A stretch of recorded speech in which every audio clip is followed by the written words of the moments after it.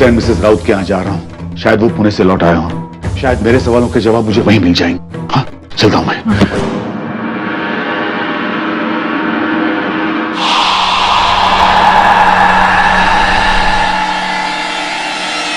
Mrs Raut. Shekhar ji आप? हाँ, वो मुझे आपसे कुछ बात करनी थी। It's urgent. माफ करना शेखर जी, देखिए मैं अभी पुणे से लौटी हूँ और थक गई हूँ। बहुत सारे काम भी है और क्योंकि मिस्टर राउत घर पर नहीं है तो शाम ढलने से पहले मुझे ही बाजार जाना होगा। क्यों ना ऐसा करें, हम कल बात करें? कल बहुत देर हो जाएगी मिसेस राउत, मुझे अभी आपसे बात करनी है। मैंने कहा ना इट्स अर्जेंट। पर शेखर जी आप प्लीज बात को समझने की कोशिश कीजिए। आप जानती नहीं है, सुहासिनी ने आज अपनी जान लेने की कोशिश की। क्या? सुहासिनी को मदद की जरूरत है मिसेस राउत, और इसीलिए मुझे आपसे सविता के बारे में कुछ जानना है। Please Mrs Raut. Okay Shekhar ji, चलिए। थैंक्स। डर मत सुहासी, अपने आप को संभाल, कुछ नहीं होगा। मम्मी मुझे बचा लो और संकेत को सविता से बचा लो। मम्मी सुहासी कुछ नहीं होगा।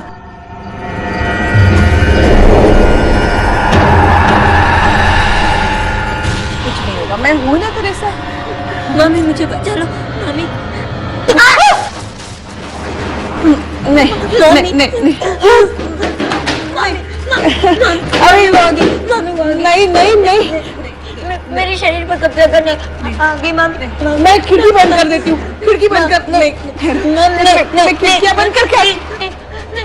नहीं मम्मी, हवा की झोंका से दरवाजा खुल गया है। ठहर।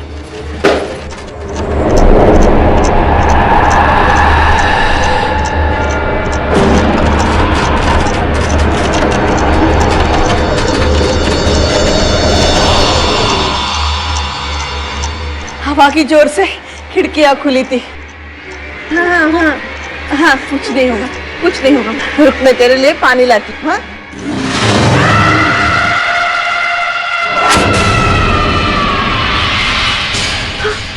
सविता तू आई है इसका साथ देने? तू करेगी इसकी मदद? नहीं नहीं, छोड़ छोड़। हाँ? तू इसको बचाने आई थी ना?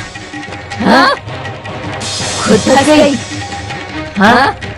खुद फंस गई तू? करना इसकी मदद।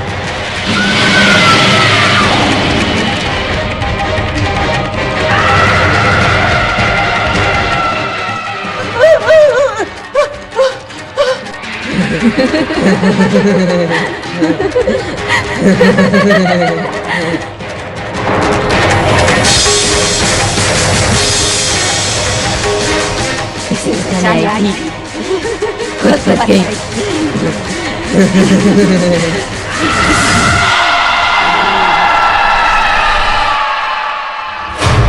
सोचिए मिसेस राउत, क्या ऐसा कुछ है जो उस दिन आपने मुझे नहीं बताया था? कोई भी बात जो सविता से ताल्लुक रखती हो, आई मीन उसके बारे में या उसके परिवार के बारे में, उसके आदतों के बारे में, चाल चलन के बारे में, वो कहां जाती थी, किससे मिलती थी, कुछ भी। देखिए, ये किसी की जिंदगी और मौत का सवाल है। छोटा सा सुराग भी हमारी मदद कर सकता है मिसेस राउत, प्लीज सोचिए। शेखर जी, कुछ है जो मैंने आपसे छुपाया है।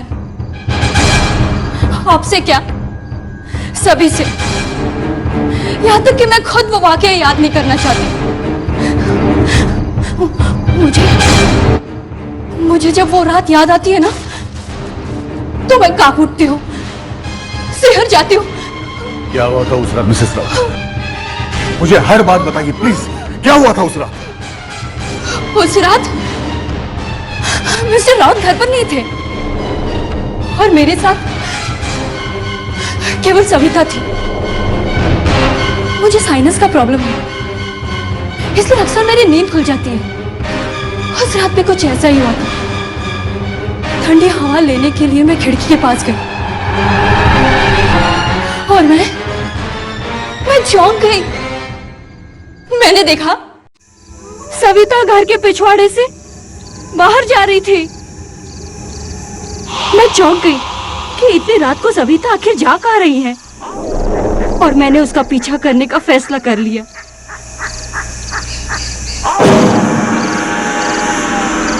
वैसे हमेशा से उसकी अजीब हरकतें मेरा ध्यान खींचती थी। मुझे अच्छी तरह याद है, उस दिन अमावस्या थी, मेरा एक उपवास भी था उस दिन।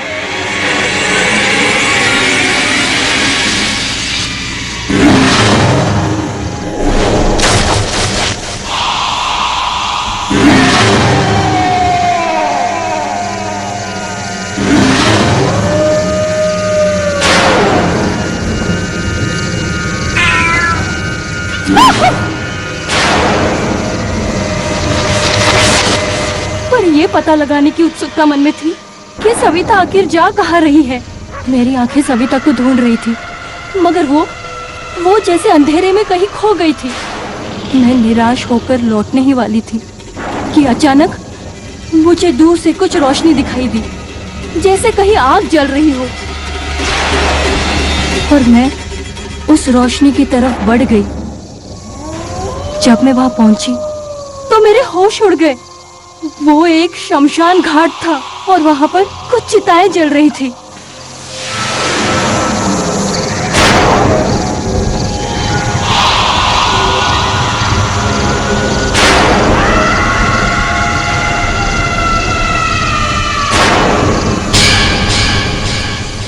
मुझे ऐसा लग रहा था कि सविता कोई गलत पूजा कर रही है।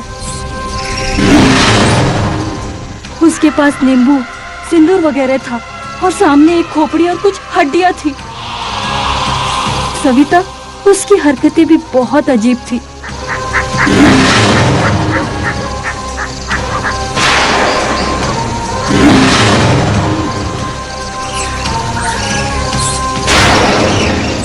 फिर अचानक वहां कोई आया।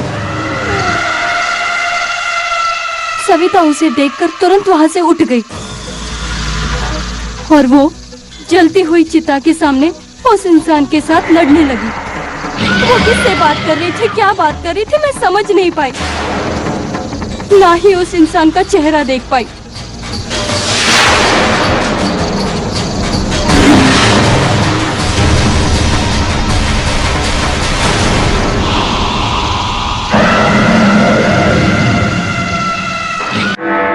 मुझे डर भी लग रहा था और गुस्सा भी आ रहा था। मैंने फैसला कर लिया था कि सविता के घर लौटते ही मैं उसे घर से बाहर निकाल दूंगी।